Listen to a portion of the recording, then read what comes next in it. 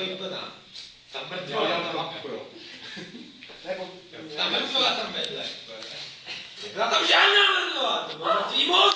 Iluze, filmový trik, jenom si nemluváš, že to byl trik. Vždyť si na něj sála, řezala, si poutá, vždyť ty čukala někdy ty smrady, Karle, co by...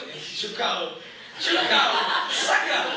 Jenom si nemluváš, že to byl trik, vždyť si na něj sahal, řezal ty si ta pouta, vždyť ty jsi čukal ty smrady, Karle, co pak ty to nevybavuješ. Úporně schválil své představy. Filmaři dokážou všechno, že to přece znáš. Právě proto, že to znám, Karle. Ta iluze je venku, na plátně, ne na obrazovce. Stop. Reklama. Pro koho je tohleto poslední hodina, může se zbalit a jít. Pro někoho. No pro mě jo, takže mějte se hezky.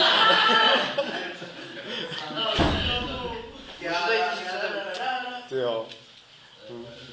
Tak šli dál. No já jsem myslel, že jenom půlka máte paříka, druhá půlka nic. Máme anglicky. Tak vy necháme pana profesora. Ano,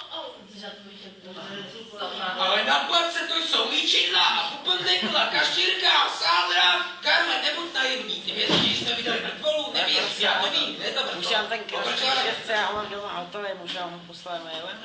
Zavával směrem ke skříni. Jako sice opět... Viděl jsi, že je tam zeď. A viděl jsi, že tam byl průchod. Opičila po něm spekle. Když jsme našli Merlin vedle, byli jsme uvnitř, je tam průchod. Viděli jsi tu zeď.